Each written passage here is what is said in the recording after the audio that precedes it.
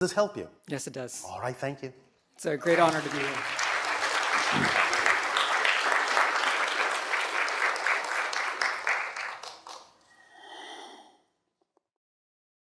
Good day, Bashar. And you good day. Thank you for talking with us today, and I appreciate all the help that you've given. It is our pleasure. Thank you, and our appreciation for the co-creation. I have some heavy questions that have come to my attention, and I wanted to get a Heavy questions. heavy questions. All right. I do understand this is a 3D virtual reality, and we're actually in a secondary matrix that exists for our use as a soul-based entity. Yes, as in a sense. Sort of a soul cage that we get to do these. Well, you've exercises. created it, yes. And I've been told from various sources that the reincarnation process has come to a shutdown and is not happening anymore. Well, first of all, there's no such thing as reincarnation. Okay. Well, Because that's an illusion of the space-time framework. Since everything exists all at once, right. all lives exist at the same time, some of them just in a vibrational framework you call the past. But you are making connections to those other people, those other lives that exist simultaneously with you. You're making those energetic and informational connections from the present, as are they from their present, making such connections to you and others. So the idea of reincarnation is the illusion. The actual mechanism is multiple simultaneous incarnations that you make present-day connections to download information and experience from those other lives, those other people that are existing at the same time you do. You, as a person, have never been them. They, as people, will never be you. Now, you might, from a higher level, the oversoul level, say, well, I'm an extension of that oversoul. That other person is an extension of the same oversoul. Therefore, from that level, I can say, as the oversoul, I can say, I have both of these lives. But as a person, since you're already an extension and so is that other person, a simultaneously existing extension, you can't say that one would actually reincarnate as the other, because the first person never, in a sense, actually ever goes away. Okay, I understand. Is this making some sense? Yes. All right, so the idea that the reincarnational cycle is coming to an end or has stopped is exactly the idea of realizing that it never existed to begin with in the way you thought it did. Okay. That's why it has stopped. Your realization is now caught up to the understanding of what the mechanism actually is. You've modernized your definition of it, brought it into what you call your 21st century, and let go of the outdated, mythological, old-fashioned, medieval concept. All right. Well, that's good.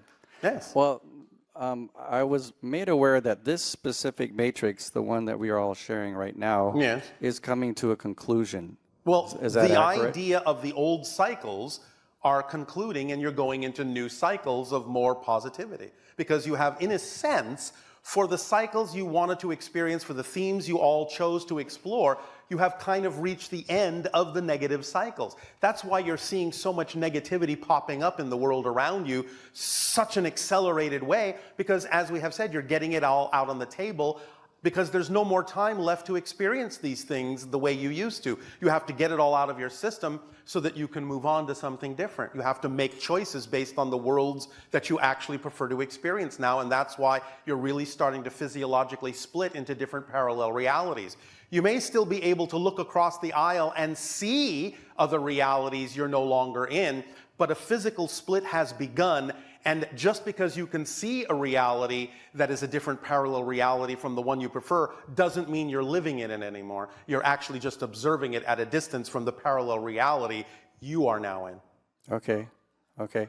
I have recently omitted the use of meat in my diet, and I've noticed a big jump in my frequency. Yes. And for some people, it will work that way, yes. And my intuitive abilities have skyrocketed. Of course. And as you refine or increase or accelerate your frequency, those will be the natural symptoms that go along with it by whatever methodology you believe is correct for you.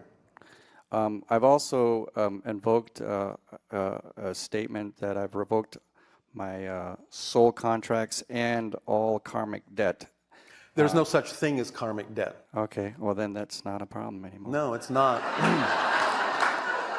All you're saying is, I have simply made an agreement with myself that I will choose as best as I can to remain in balance. Okay. That's it. That's all you're doing. And you are also realizing in saying I have revoked your soul agreement, all you're saying is you have also consciously begun to realize that in this particular life, you can actually change your theme. And that's what I want to do. I've exited my what I would call my life script. I'm writing it as I go. Yes. That's my goal. Yes. And one of my biggest intents right now is to get financial freedom. And Again, remember what we said about abundance. Right, Don't right. get stuck in the idea of the money being the only way.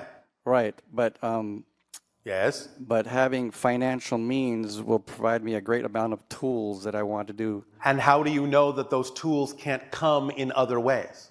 Again, you're insisting there's only one way you can imagine them happening. But it's extremely effective.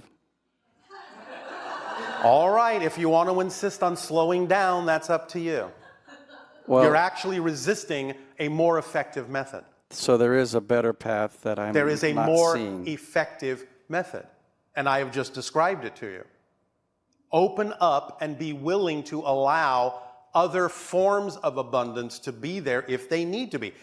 If financial wealth does turn out to be, for specific circumstances, the most effective method to bring you the tools you need, then that is what will happen. But if it's not happening that way, you have to relax your definition and understand that that may be a signal there is actually a more efficient, more effective way. Be open to allowing it to manifest in your life, or you will shut the door through which a more effective way might come just because you're not willing to recognize it as the idea of abundance. Being specific to the path that you can see in me, and I know I'm speaking to my higher self. Yes. Can you give me some clues? I just did. I gave you the biggest clue I can give you. You need to relax your definition about the concept of what you need to be effective in your life. You have to let the machine work. You have to let the toolkit work. When you're talking about effective tools, the most effective tools are the ones that are already built into the toolkit of excitement.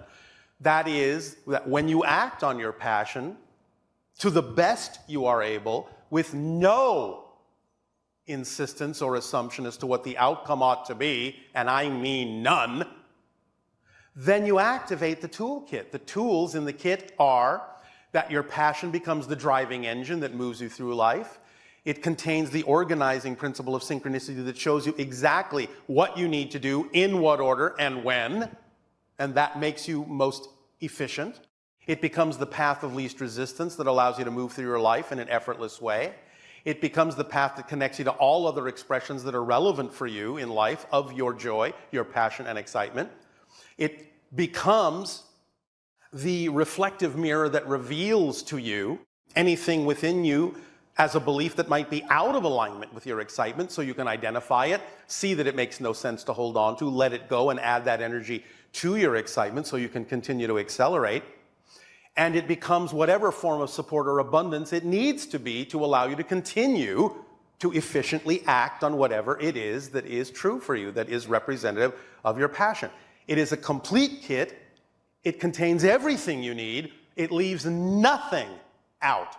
And all you have to do from that point forward is simply choose to stay in a positive state, no matter what the result may be or look like from the actions that you took from within your excitement.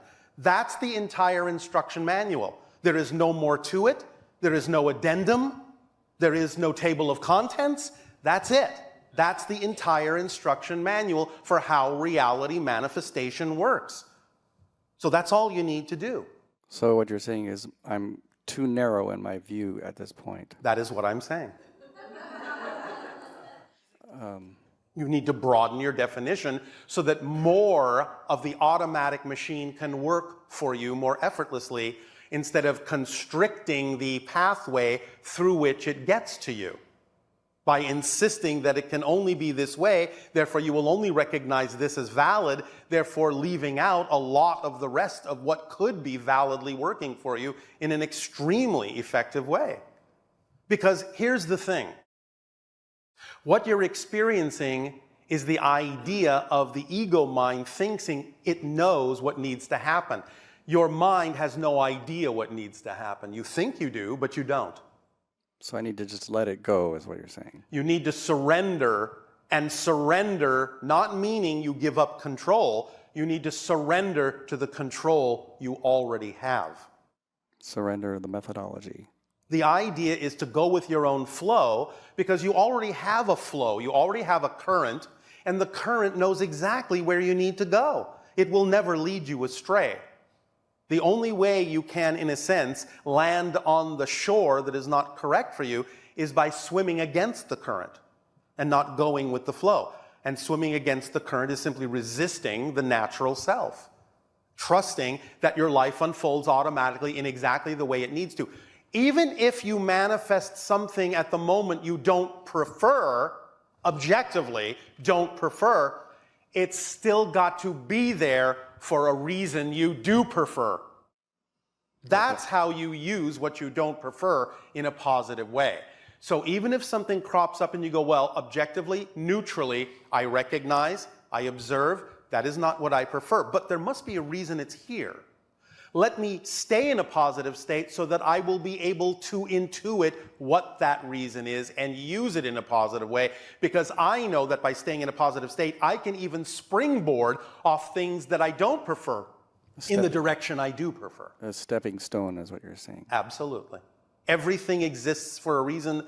Whatever's going on in your life at this moment is there for a reason. If you use it in a positive way, you will see why it is there. Sometimes it can be as simple as manifesting something you don't prefer just in order to give you clarity about the difference between what you don't and do prefer. That's reason enough sometimes for something you don't prefer to manifest, just to give you clarity on what you do prefer by contrast. So if I follow this approach, which I will do. Thank you for catching yourself. My goal is to attain an earlier retirement. And Excuse me. No goals. My plan. Excuse me. My will. You can plan a little bit, that's fine. Okay. But remember, your plan has to contain an ability for the plan to be dropped and changed. So have a plan, but allow the plan to be flexible enough to change the plan, if necessary, according to what needs to happen. Because when you plan too much, when you have too rigid of a goal, then it becomes the conditions and the insistence that we're talking about, and that means you are now voiding the actual principle and it creates that blocks. would work for you. Creates blocks. Okay. Yes. So from this new knowledge that you've given me, what is my probability of success?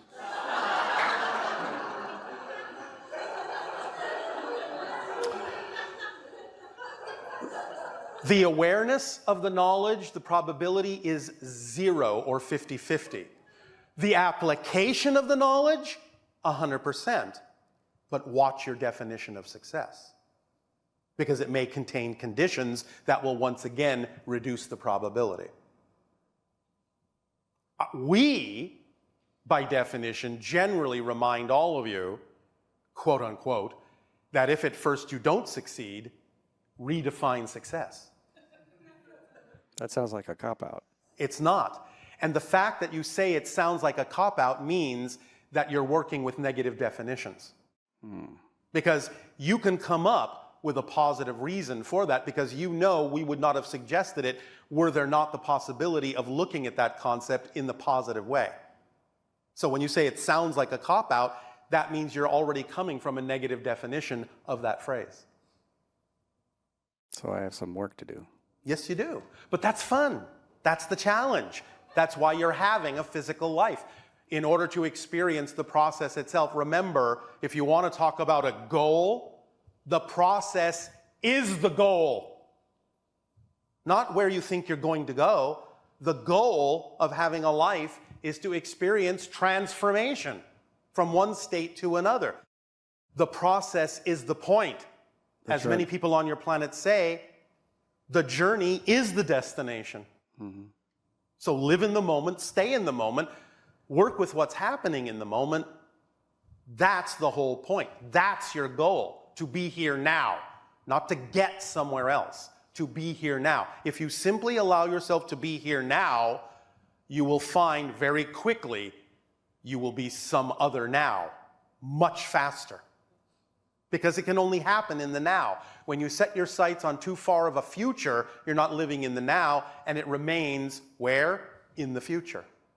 I always try to insist on being present as much as possible. But it's not an insistence. It's a choice. All right, one final question. Yes. I heard a statistic which was quite startling, and I wanted to get your confirmation. Ooh, a startling statistic. Yes. I've been told that the ratio of people on this planet that are soul-bound, in other words, they have a soul, a fractal of a soul in them. What does that mean? Well, in other words, it's 5,000 to 1. In other words, for every single person who has a soul in their body. The soul is not in your body, but go ahead. I understand there's what you that mean. connection. There's that connection to source self. The Yes, high source self. Yes, The ratio of human beings living on this planet yes. is 5,000 to 1 that has a soul source connection. The other 4,999, the ratio, are basically soulless entities, or soulless beings just playing out their life path, their script, in order to play the game that And we're what in. would be the point of playing out the script if there's no soul connection? They are basically part of the puzzle for us soul players to have this experience. So what you're saying is they're just part of the illusion that you're projecting, and they're not actually people in the same concept. Correct. Is that a You correct can statement? do that, but the idea is how would you tell the difference? You really can't. And therefore, what's the point of talking about it? I found it an interesting statistic. In other words, when those people die, they don't go anywhere. They're just recorded in the Akashic But record. that's because and you're it. saying they're not people. They're like robots. They're Not robots, they're not organic, people, they're not anything but projections of your consciousness. but they're organic representations of beings that But supposedly physical we interact reality with. is an illusion anyway, so what difference does it make how real they look? Or you're making me go in circles. Yes. Because in a sense, it's a pointless question. But if I interact with another person who's also soul source connected, there's real meaning there. There's real meaning in all of it, because you're the one creating the meaning anyway. But there's more meaning with those. No, there is not. You They're see how you like to qualify things? Yes. Stop doing that. Okay. And fundamentally, I know this may also add a little bit more confusion to you, but fundamentally, the answer to your question is no. No, as in. No, that doesn't really exist in the way you're describing it. So it's a matrix game that's being Yes. played on me. Yes. Well, not played on you.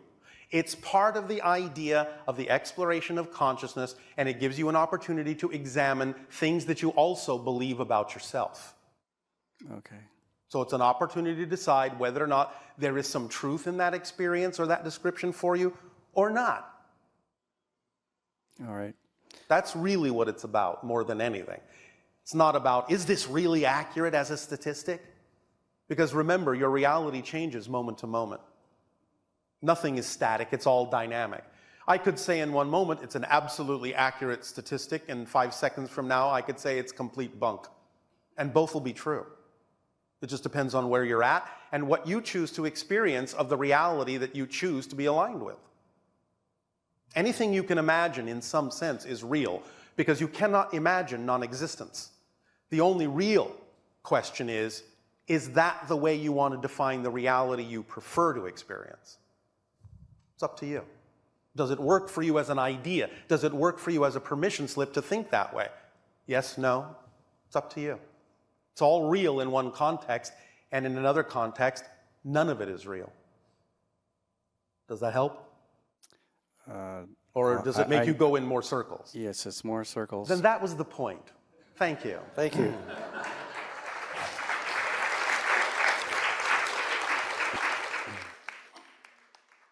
One little tiny bit of advice: stop overthinking everything.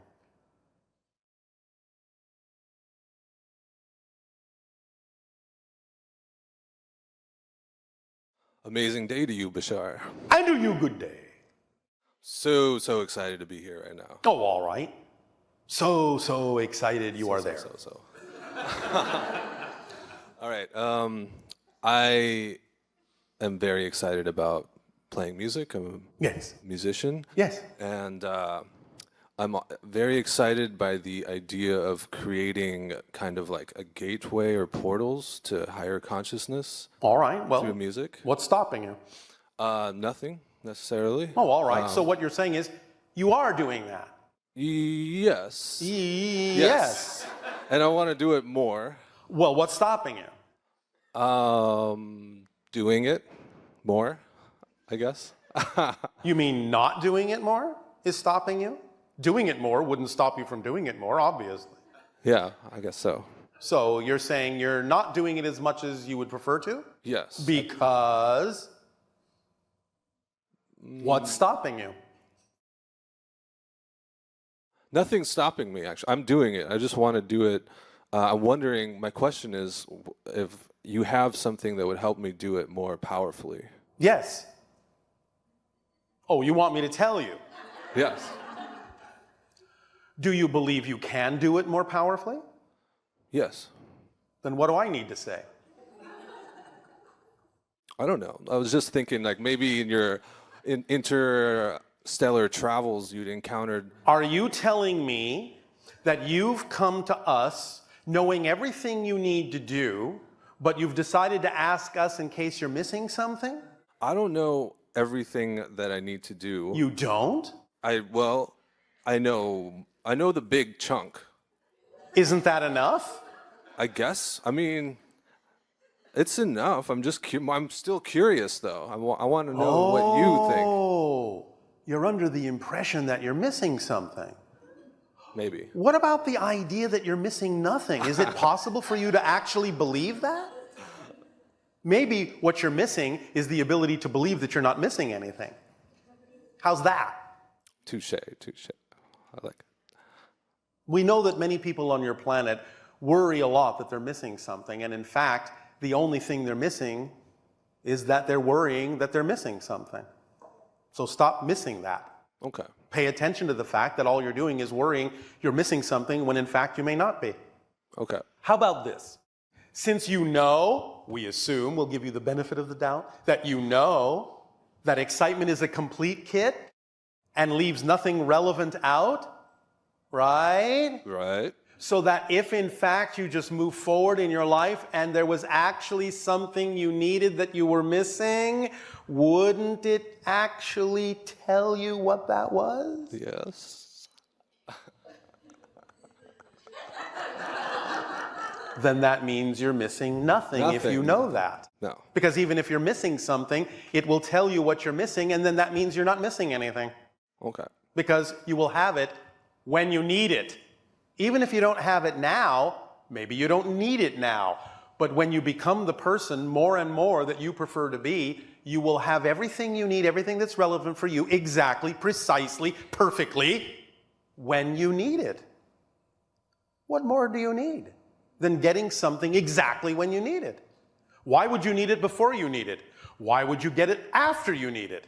If you understand how the mechanism works, you will know that you will get everything you need exactly when you need it. And therefore, in a sense, even though you may not have it now, you will have it when you need it, which means you have everything you need. Okay. Does that make sense? Yes. Was that music to your ears? Yes, and maybe I need some more information regarding something slightly related. Like what? Wondering if you've said that if you imagine something, it's real Somewhere, somehow. Okay. In its own context, in its own terms. That doesn't mean it's real in your physical reality experience. So I've imagined either it could be a parallel Earth Yes. or some other planet where Yes. music is essentially like the central ideas that the society is based around. Well, there's actually several civilizations we're aware of that function in that way. Yes. And I was wondering if you could give us some stories or explain something. Certainly. There is a civilization we're aware of where, well, I'm going to describe the beings. It's going to probably sound a little bit odd to you, but don't take it quite too literally because we're just creating an analogy that you can understand. Yes? Mm-hmm. All right. So imagine, if you will, a kind of a drum. Yes? Yes. Now imagine that the drum has 8 legs and it can move around. And when it needs to communicate, it goes thump, thump, thump, thumpity thump, thump, thump, thump. But these thumps resonate with an amazing amount of resonance, harmonics, different chords. You understand? Mm-hmm. And all of the beings communicate this way, and the idea of resonance is a fundamental part of who and what they are. Everything is expressed that way in this amazing symphony of these kinds of instruments they have within their body biologically that allow for the creation of all sorts of amazing complex patterns and harmonics to happen in percussive ways. It's an amazing civilization to visit.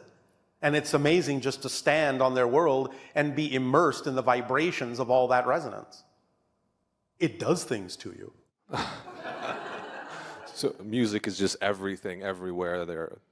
That's all how they communicate, understand that's are all they know. variations of resonance, variations of tone. Both what you would call on larger scales and on more subtle scales. And like us, in a sense, what might seem a simple note to you, to us actually sounds like multiple harmonics. To them, it's 10 times that, 20 times that. They can hear things in the simplest note that you would only think is a single note, that to them might be an entire symphony. It's really quite immersive. The thing is that when you stand among them, they actually have the ability to impart a little bit of that to you because they are somewhat telepathic. Therefore, their vibrations go, in a sense, right through you and entrain you a little bit to go along with those vibrations. And after a while, you actually begin to understand their language. But understanding their language is not just language in the way that you use it. It's music in the same way that listening to a symphony might transport you in your imagination to various realities and various experiences. It's more like that rather than some of the simple concepts that words might attempt to convey. It's much more of a holistic, full-bodied experience to listen to their language, to be immersed in their language. They're actually, in a sense, telling stories as they talk. It's just built into what they are. Does that make sense? Yeah. Did you visit that place as Bashar, or did you have other incarnations? Or? Yes, I visited it as myself. Uh-huh. I do have, or have had, in your terms, an incarnation there because the idea is they were one of my first contact experiences. Huh. And in all of our first contact experiences, we always choose out of an incarnational experience in the society, so we will have something to draw upon so that we understand the society more deeply. Otherwise, we'd be too alien to each other. So having an incarnational experience in their society gave me some understanding of the basics of their society, but I've also been there as myself, yes. Okay. Does that help? Yes. One more question. Yes. Do you have the ability to scan me? For I'm always scanning. Okay. Can you tell me how many negative beliefs I have?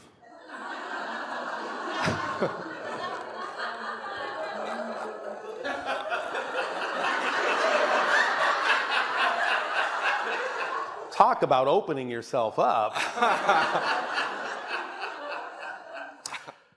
5,487 and a half. Now, do you believe me? That's less than I thought I had, so thank you. Then I guess you must be doing pretty I good. guess I'm doing pretty good, yeah. Do you believe me? No. Thank you. Then that's one less negative belief. Thank you very much, Bashar. Thank you.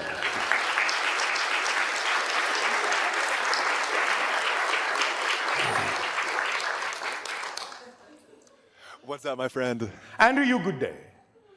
I have been experiencing a large amount of kriyas, involuntary body movements. Yes. From my understanding, Kundalini Sati. Like Yes. Well, as you just- expand your consciousness, you raise your frequency, you make yourself a better antenna for higher frequency energies, in a sense, to pass through. You become a conduit for that.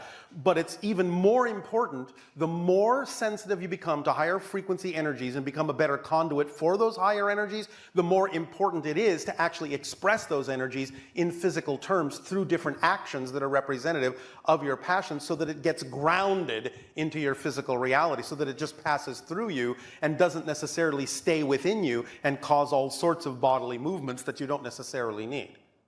Okay, thank you. Where would you suggest putting these guys? Anything to do? Like, anything to do other than follow my excitement with this shit that's flowing through me? So you're asking me if there's anything outside the instruction manual we've already given you, and told you there was nothing outside the instruction manual. Okay, cool. Does that help? Yeah. All right. Part of it is, as I understand, Kundalini Sati, dissolving my ego, returning to oneness.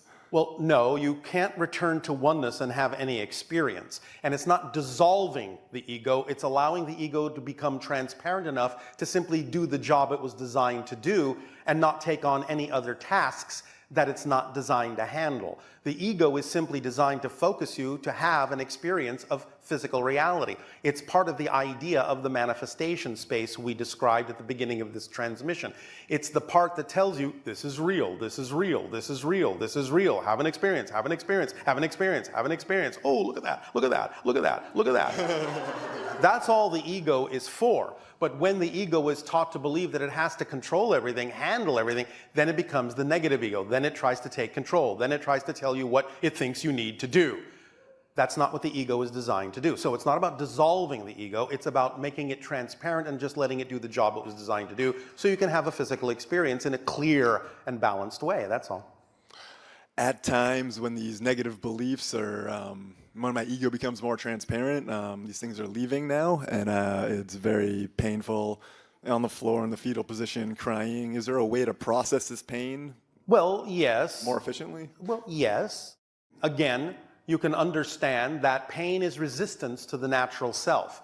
So the more you don't resist the natural self, the faster it will go through you, the faster you will experience it that way, and the sooner you will not need to experience it that way. Okay, thank you. But again, do the things that you need to do. Take the actions in physical reality you need to take that are reflective of your passion, so that you are funneling the energy through you in a more accelerated way. So having a flexible plan, Yes. my prior highest excitement before it was brought to my attention, this energy was in me, was pursuing shamanism. I'm slated to go back to Peru in September. All right. And I've heard it is dangerous to mix ayahuasca or other plant medicines with this active energy in my system. It depends. Depends on your belief system. But again, you can also trust that if you are in that balanced state with yourself, and if you are acting on your passion, the organizing principle of synchronicity will show you, by creating opportunities or not creating opportunities, what it is you actually need and don't need to do at that moment. So in that sense, it will guide you, and it will make sure that you're not necessarily doing, if you pay attention to that intuition, it will make sure you're not doing what wouldn't necessarily be to your benefit at that moment. Yes? Awesome. Thank you very much. Thank you. Can I ask a question? That was a question? All right, can I ask one? Get ask a question. Could you tell me about soul agreements? I was thinking before you talked about past lives not simultaneously or in a linear framework, that I really fucked her over in a past life, and which is why she causes me so much pain now. No. The idea is you're making connections from the present that are the connections you believe were necessary to make in order to draw upon information and experience that help you with the theme that you chose to explore in this life. So it's not from another life. You're making those connections to explore the theme you chose for this life. If you don't believe you necessarily need to make those connections anymore, you can change the connections. Please, all of you, remember, the idea of the so-called past lives, not only is it really just an illusion that it happens that way, but it's also not a static thing. Many people, when they talk about the idea of, oh, well, do I have this past life or that past life, they think that never changes. It's a dynamically changing thing as you change. So one moment you may have a connection to one other simultaneous incarnation, and 5 minutes later you may be such a different person that you don't need that connection anymore, and you're making connections to other people and other simultaneous incarnations. It's a dynamically changing thing. Cool, thank you. Last question about rectifying, like you say, life is inherently meaningless. Not in the negative way. We simply mean it's a blank slate. You give it meaning, and that's what determines the effect you get. You are offered the free will to make those choices and have the experiences you prefer. It feels that higher forces are guiding me towards my life's purpose being spiritual evolution. So I was just wondering what trumps what. There is a general current, if you want to call it that, a magnetic pull toward the positive side, because you could sort of say, just as an illustration, that existence is 51% positive and 49% negative, because the balance point in the center, the neutral point, still offers you the opportunity to choose what you prefer, whereas negativity attempts, in a sense, to disguise that option. So, in a sense, if you even just dropped into the flow, relaxed into the general current of existence, you would eventually gravitate, feel the pull toward the positive side. Okay, thank you. Yes? When I dissolve into oneness, can we hang out? You do not dissolve into oneness, ever. You are always a perspective, you're always a point of view. You exist, you always exist. And the idea that you're calling dissolving into oneness is simply suddenly experiencing yourself as all that is. You don't lose your perspective is all that's left. You become everything. You don't lose yourself in everything, you are everything. That's the difference, because you can never lose your perspective, because you can never not exist in some form. Thank you, buddy.